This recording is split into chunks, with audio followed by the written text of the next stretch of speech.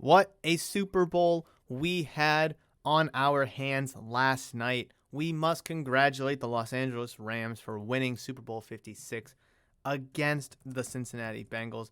It was an absolutely fantastic game. It felt slow to start, then it picked up a bit, then it kind of slowed back. I don't know. The pace of the game was a little up and down, but it was a fantastic game, and honestly, I had no rooting party. I know I picked the Rams to win 27-26 on Friday's episode. That was episode number 129. But at the end of the day, I had to preface and emphasize that I just wanted a good game nonetheless. So what is going on, everybody? Welcome back to episode number 130 of Murph's Boston Sports Talk. I am your host, James Murphy, a.k.a. Murph, and welcome back to another episode of the podcast. Thank you so much for downloading, listening, and enjoying if you're listening on audio-only platforms. And if you're listening on YouTube, thank you so much for clicking on this video. Please smash the thumbs up button, comment down below, and please consider subscribing to the channel if you're new or have not considered subscribing yet. But can we talk about that game? This is literally all today's episode is going to be. Yeah, I know the Celtics are on an 8-game winning streak. I know Rob Manfred hasn't officially announced the postponement of the regular season.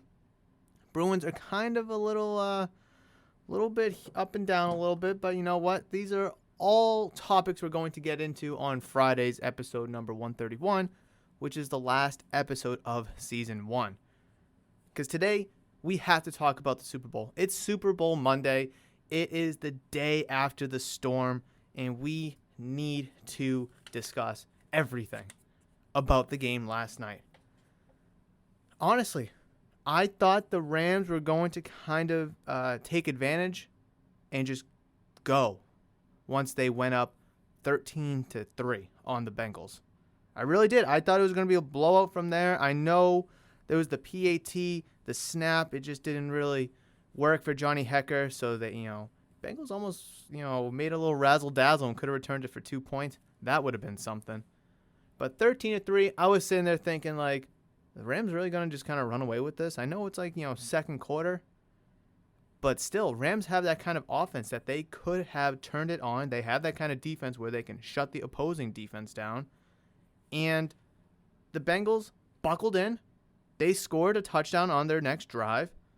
And they went into halftime, 13-10. And I really wish the Bengals, I know they were backed up at like their 10-yard line, like a minute 40 to go in the half. And they just kind of, forwent the possession. And then they punted it away, and the Rams almost had a possession to be able to put up some points towards the end of the second quarter. So a missed opportunity there, I thought, for the Bengals. I wish they kind of pushed the tempo a little bit to try to get something instead of just doing a little 5 yards here, a little 5 yards there, and methodically work up the field. And a surprising factor of this game for me, as I just kind of spitball and just vent my initial thoughts and reactions to the game to you guys, is the Rams' defense, the secondary aspect of it at least. I don't want to say got exposed, but they weren't really able to slow down the Bengals' offense, like the passing attack. They weren't really able to do so. What really slowed the Bengals' offense down was the pass rush. Aaron Donald, Von Miller, those guys just coming off the edge in the corners, being able to suffocate and swallow up the pocket. And the Bengals' offensive line did a really good job through 2.5 quarters maybe. And then it was like their second possession in the third, all the way through the rest of the game. It was just sack. I think Burrow finished with 7-8 sacks on the game. So obviously going into the offseason for the Bengals' offensive line is a major point of emphasis for them. Obviously bringing in another top 10 corner. Well, I don't want to say another because they don't have one, but bringing in a top 10 corner could really significantly help, because the Rams were, I don't want to say having their way with the Bengals defense, but they were able to do so much. They were able to do so much on offense when the Bengals were on defense, when OBJ was healthy, until he hurt his knee towards the end of the second quarter. And what a killer that was. But once OBJ came out of the game, The Bengals were able to just focus on Cooper Kupp, be able to play single high safety, leave a linebacker in the middle, send in a blitz if they wanted to. So having OBJ on that team for the Rams was an absolutely immense weapon to have and such a luxury to have for not just Cooper Kupp and opening him up, but just for the offense in general. Because, like I said, once we saw that injury to OBJ, the Rams kind of had a shift and pivot and allowed the Bengals to be a little bit more free with their defense alignment, defensive scheme, defensive play call, etc., etc. But while OBJ was in there, it was tough sledding for the Bengals. That's when the Rams went up 13-3. But wow, what a fantastic game. I am really, really pleased with the outcome of that game. I'm not going to lie. I thought it was a great game start to finish. It was so relaxing and nice to not have a horse in this game. Like, in the past, Patriots have been in the Super Bowl, right? We're obviously, I'm assuming most of us are at least, that's listening to Murph's Boston Sports Talk, right? We're rooting for the Patriots. We want the Patriots to win. If they don't win, it's the end of the world. Then Brady goes to Tampa Bay, and the Buccaneers are in the Super Bowl, and we're all rooting for Brady, right? But this year, I've said this 1,000 times here at the shop, on the podcast. I don't care who wins. It was just a fantastic game to just be able to sit back and watch and enjoy football at its biggest stage. Yeah, it would have been cool to see the underdog Bengals to win. Yeah, it would have been awesome to see Joe Shiesty, underdogs in almost every single game, be able to come back and win. But it was awesome to see the veterans on the Rams, Matt Stafford, OBJ, Von Miller get another ring, Aaron Donald get a ring. That's incredibly meaningful. And I know the Bengals have a great, great team moving forward, or projected to have a great team, right? And they're going to be in headlines this offseason. Will the Bengals be able to get back to the playoffs? Are the Bengals a fluke? Were the Bengals actually legit? Is Joe Burrow the quarterback of the future? Will we see the Bengals in the Super Bowl again after losing? Headline. And to kind of pivot to sports cards real quick, that's going to be really good for Jamar Chase and Joe Burrow cards because their names are always going to be in the headlines. Free agency. Oh, what are the Bengals going to do to shore up the offensive line for Joe Burrow and the Bengals? Here comes the draft. Are the Bengals going to add weapons, or are they going to bolster their defense? Are they going to draft a lineman to help protect Joe Burrow? What's Joe Burrow going to look like in year 3, in his second year with Jamar Chase on the Bengals? Will the Bengals be able to defend the AFC North title? Will the Bengals be able to make it to the Super Bowl again? Can the Bengals, have that same magic from 2021 carry into the 2022 season? So many different headlines and topics surrounding around the Bengals as we transition from the end of the 21 season, from the Super Bowl, and into the offseason. So many headlines. So Joe Burrow cards and Jamar Chase cards may take a dip a little bit because they did lose the big game. But I don't expect the dip to be crazy. I don't expect the dip to be hard. And I don't expect it to be dipped down for all too long. But if you look at the other side of things, if the Rams lost, I would like to think that, with Stafford being older, I would see his rookie cards and his market tank a little bit. OBJ, I'd see his market tanking a little bit. I know Von Miller, Jalen Ramsey, and Aaron Donald, there's really no defensive card market. But there's, fairly low already. And it would probably go even lower. But Cooper Kupp, speaking of sports cards, let's kind of stay on this topic here. Cooper Kupp winning Super Bowl MVP. Didn't have the flashiest numbers, but he had 8 receptions, 92 yards, and 2 touchdowns. And once OBJ got injured, the Bengals did slow him down a little bit, forcing Matthew Stafford to either attempt to hand the ball off to Cam Akers, who did 13 for 21, or find other passing options. But come that fourth quarter, when the Bengals, I'm sorry, when the Rams needed to get the touchdown, that last drive of the game, for them at least, it was Stafford and it was Kupp. And could you have given the MVP to Stafford? 26 for 40, 283, 3 touchdowns, 2 interceptions. Sure. But let's picture it this way. Say Odell didn't get injured. Say Cooper Kupp got injured instead. Who was going to be the driving force? Or who would have been more important to that offense? Odell Beckham Jr. or Cooper Kupp? Now, together, they're both immensely important. As I already discussed, once Odell went down, all the attention went to Kupp, and Kupp was just about neutralized. But if Cooper Kupp got injured and all the attention went to OBJ because he was the healthy player, would OBJ have stepped up like Cooper Kupp did?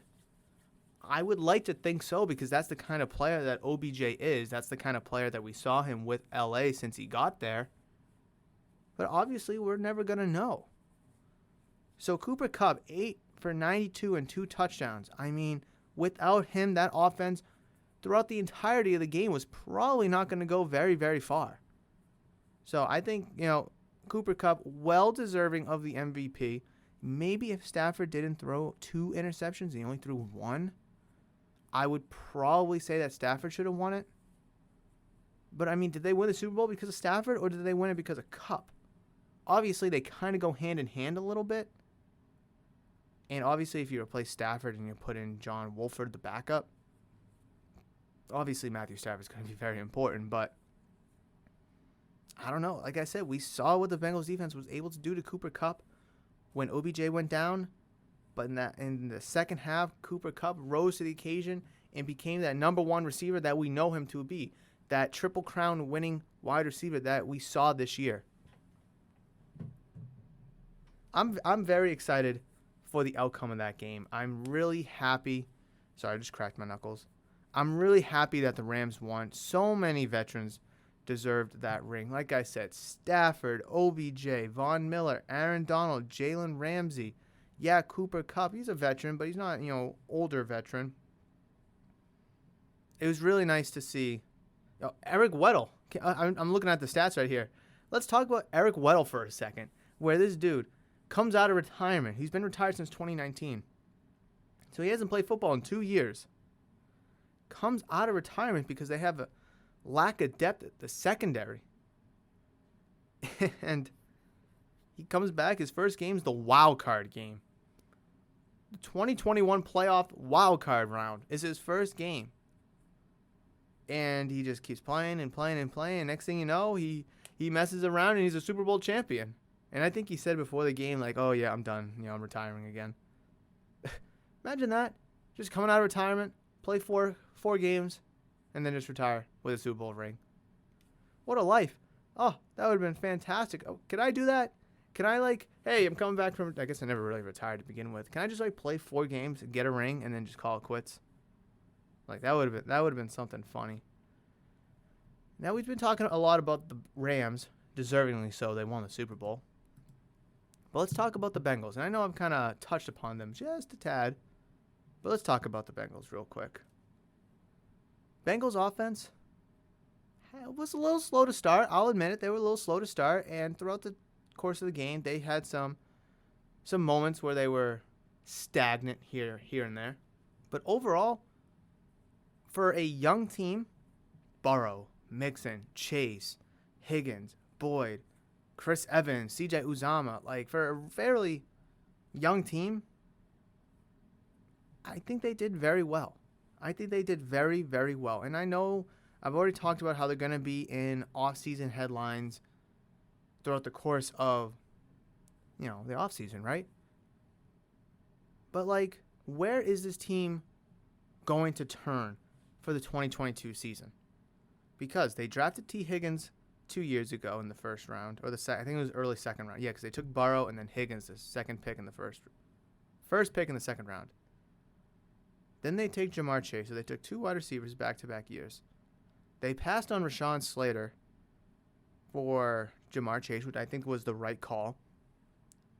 But in the entire playoffs, we saw how much of an issue that offensive line is. That offensive line needs to get fixed. It needs to get worked on. And I think it will. I think it will.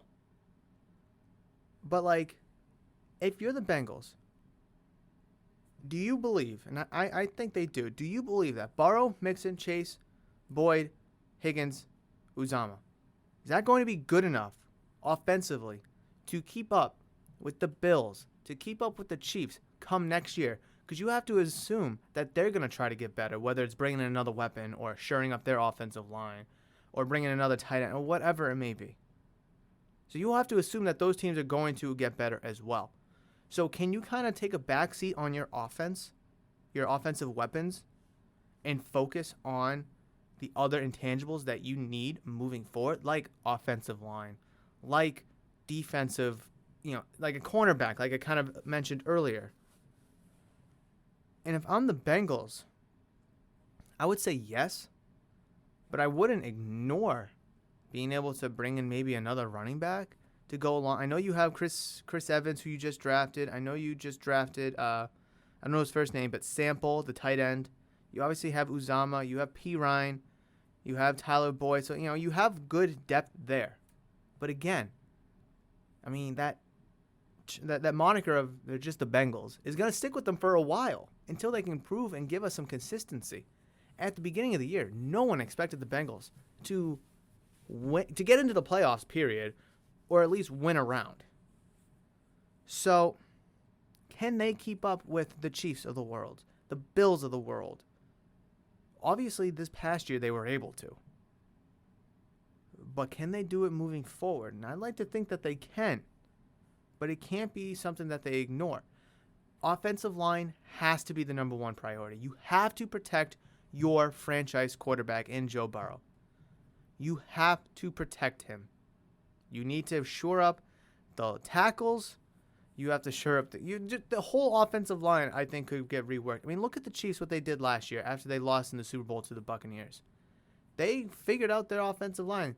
Although it still sucked this year, but they made drastic changes. They got rid of guys. They brought in guys to shore it up. And on paper, it looked like a top 5 O-line. Granted, it didn't work out towards, the duration of the season.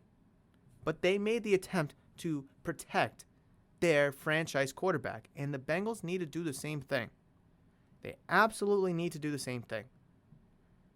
I think that has to take precedent over bringing in defensive help. Now, I've sat here, whether it's at the shop, with customers, or here on the podcast. I was like, I like their defense. I think it's a year too early, though. You can go back to almost any episode where I've talked about football, the Bengals, or anything. I think they're a year too early. And the fact that those veterans and those guys that they have on their team were able to get to the Super Bowl and basically be down to the final possession, the final minute of the game. Get stops here, get turnovers there. Really proves something. And overall, I like that, that pass rush that they have. I think it's really good. The run game for the defense of the Bengals is really good. They were really able to stop any running back that the Rams threw out at them. Let me just run over that real quick. Akers, 13 for 21, like I already mentioned, 1.6 average. Darrell Henderson, 4 carries for 7 yards, 1.8 average. Cooper Kupp on a jet sweep, 1 for 7. It's not really, it's more of a trick play, if anything.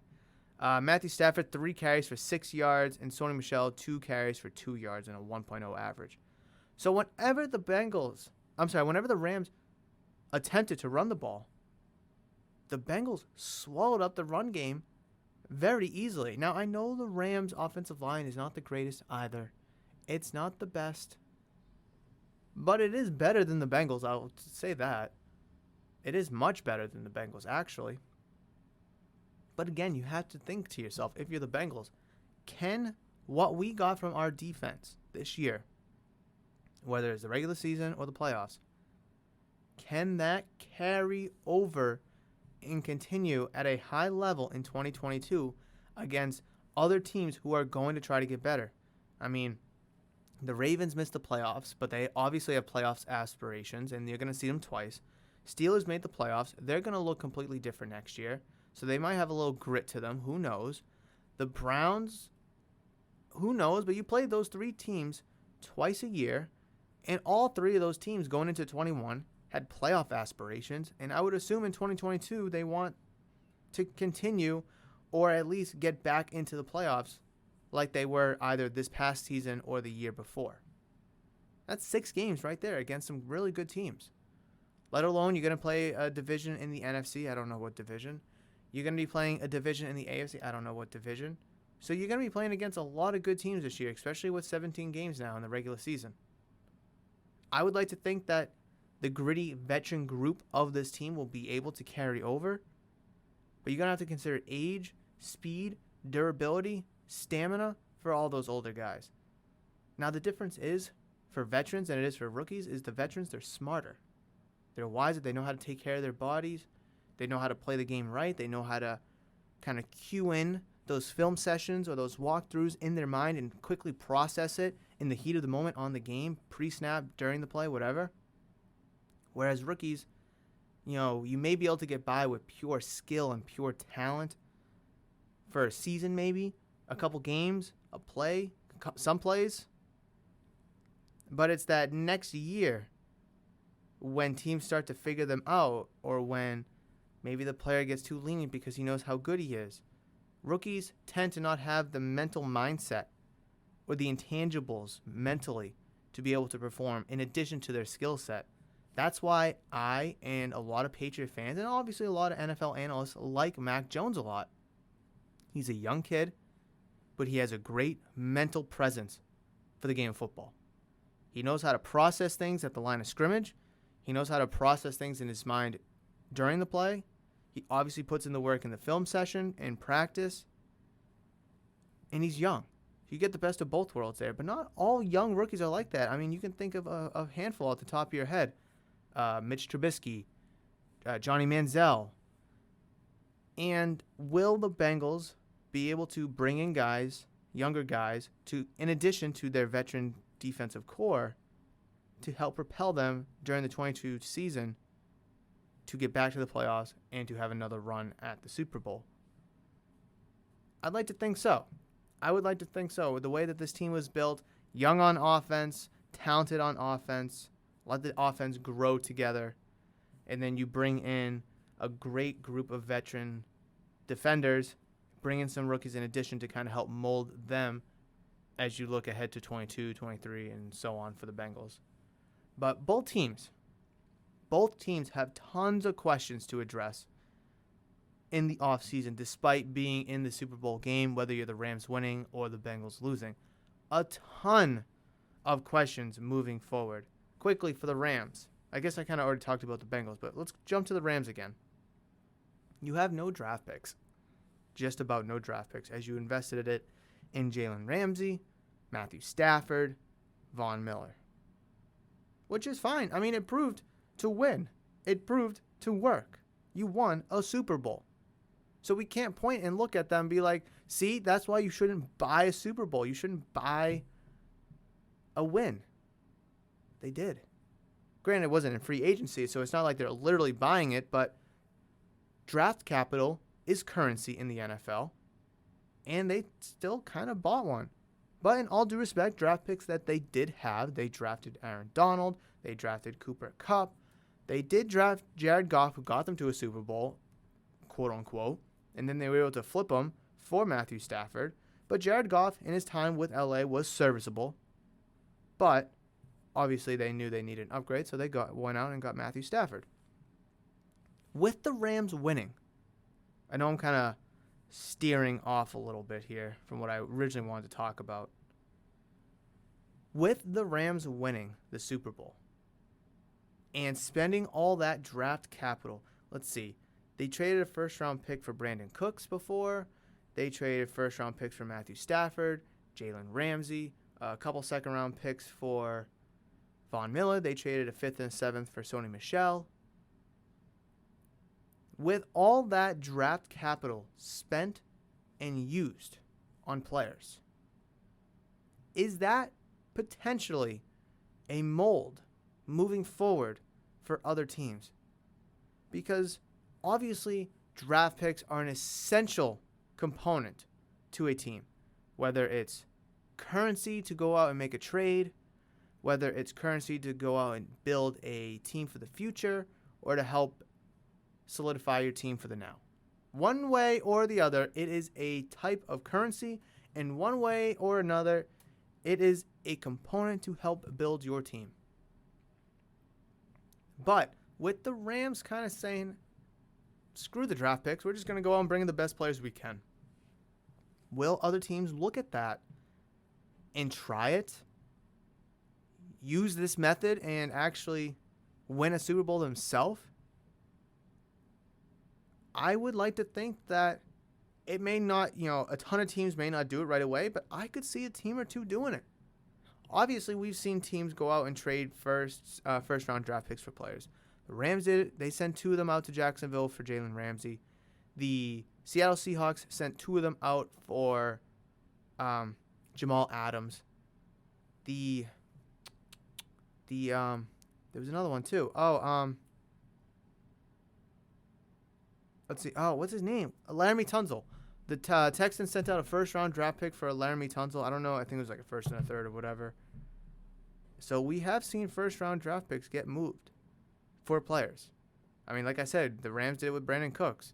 The Rams did it with Matthew Stafford. And for the Rams, it worked. Will we see other teams kind of look at this and be like, we don't need all of these draft picks if we can get these players that are already proven. Like Jalen Ramsey, when he was traded to the Rams, he was still young. He was like 24, 25 or whatever. And he was already the best corner in the league. So if you trade 2 first-round draft picks to the Jags or to whoever for Jalen Ramsey or whoever, and he's the best cornerback in the league, how good can those draft picks really turn out to be? Obviously, a first-round draft pick, you expect them to shatter expectations and to be the best player in the league. And sometimes it works. I mean, look at Patrick Mahomes. Look at Josh Allen. You get great players in the first round. Do not get me wrong. But if you can trade 2 of those draft picks for Jalen Ramsey, who's already proven, who is eager to win, and you expect those first-round draft picks, such as the Rams, to be, high 20s, low 30s, then what does it matter? Because that draft pick that the Rams traded, I don't know if the draft picks for, let's see, because I don't know if the Rams first-round pick this year is the last first-round pick to be in Jacksonville, or if this year is the first one to be in Detroit. Let's see, 2022 NFL mock draft. Let's just see where the mock draft is.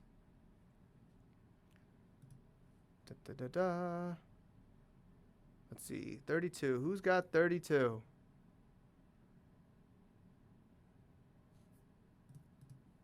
Who has 32? I'm just waiting for it to load. Detroit Lions. Okay, so the Detroit Lions. So it was the first year that Matthew Stafford trade. And the next year's first-round pick, I do believe, will also be in Detroit. So, when you're the Detroit Lions and you're making this trade, you don't care. You just want an extra first-round pick. You'll give that up, sure, because you're rebuilding.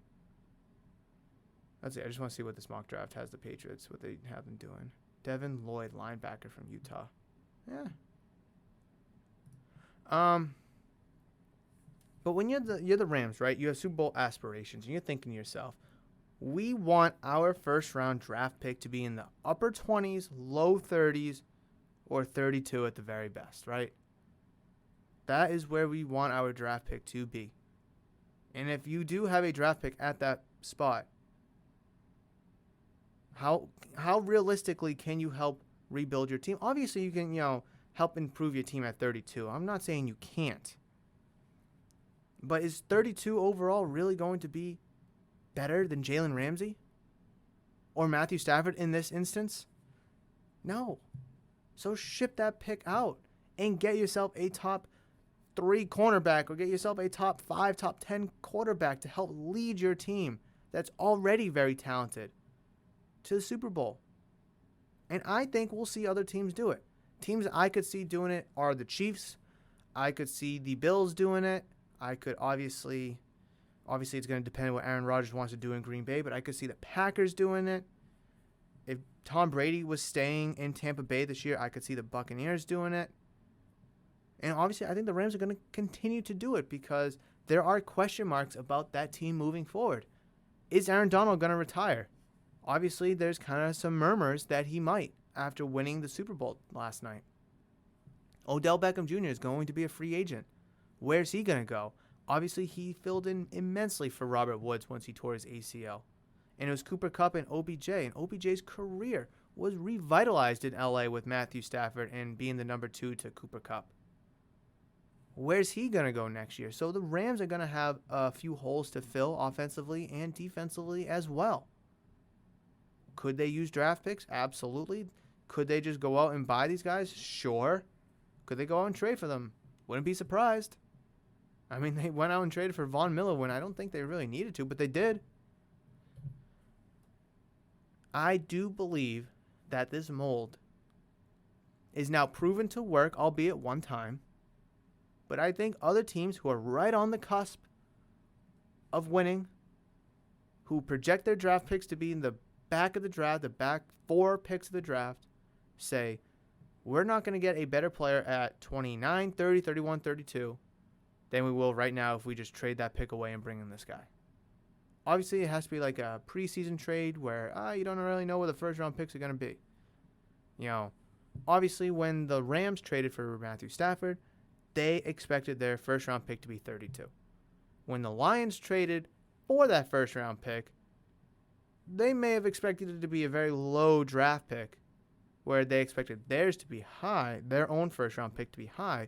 So having the additional asset by giving away an aging quarterback that's not going to win anything with them, who's costing them a lot on the salary, seemed like an easy deal. If you're the Lions, right? You get an extra draft pick, you might be able to bundle that up and move up a little bit, maybe to like the early 20s, or draft someone right there to kind of help you with that other earlier first-round draft pick. I mean, there's so many different ways you can do it if you're the team that's receiving the first-round draft pick, albeit being at the back end. But like I said, I could see the Chiefs, I could see the Bills. If Aaron Rodgers stays in Green Bay, obviously they have a huge salary cap issue, so I don't even know if they could. The Seahawks have already kind of done it when they brought in Jamal Adams. Could we see a team like the Cardinals start to do it soon? Where they have Kyler Murray, DeAndre Hopkins, J.J. Watt's a free agent. Actually, did he sign a 1-year or a 2-year deal?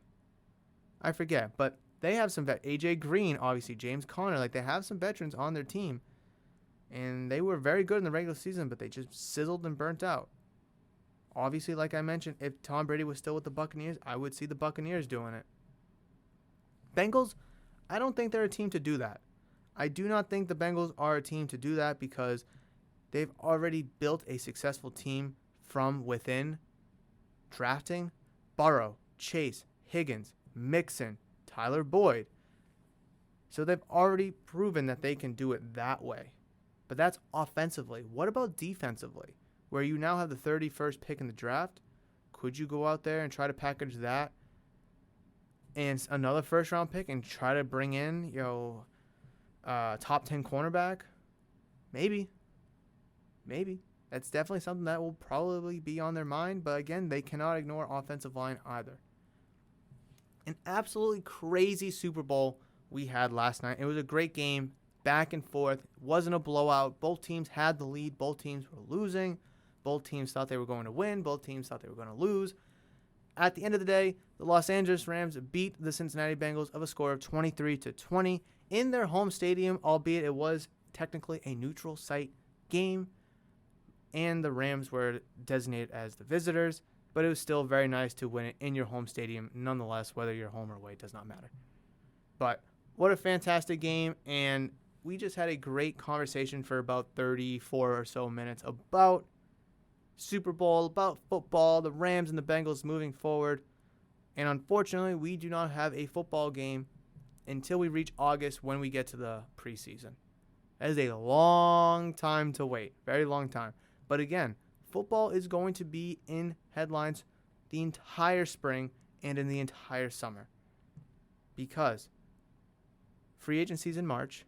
The draft is in April, Rookie camp is in May. OTAs is in June. Training camp's in July. Preseason's in August. Regular season in September.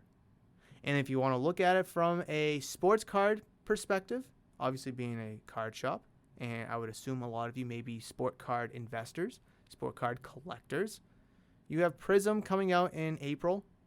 You have Optic, I believe, slated for May. I could be mistaken about that. But at that point, you're going to have some lower end quality like a Score, like a Prestige, coming out with the 2022 class on it. Or in the products, I should say.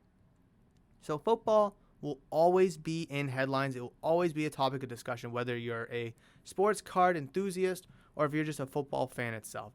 Yeah, we have a long way to go until we get another football game that actually kind of means something in terms of the preseason, albeit it doesn't, but still nice to watch. But football will not be going anywhere anytime soon. So again, congratulations to both teams for having a fantastic season. The Cinderella story Cincinnati Bengals do fall short, but a great season nonetheless and something for them to build off of going into 2022. Again, congratulations to the Los Angeles Rams for winning Super Bowl 56, as they also had a fantastic season that they were able to cap off with a victory. But that is going to do it for episode number 130 of Murph's Boston Sports Talk. I really hope you enjoyed today's episode and you were able to kind of sit back and reflect on the Super Bowl, hear what I had to say about it, and kind of either agree or disagree. And whether you agree or disagree, reach out to me via social media or leave a comment down in the comment section below if you're listening to this episode on YouTube, because I would love to engage in a conversation with you about your thoughts, your opinions, and your takeaways from Super Bowl 56 between the Rams and the Bengals. Again, just a quick reminder that Friday, episode number 131, will be the last episode of Season 1 of Murph's Boston Sports Talk.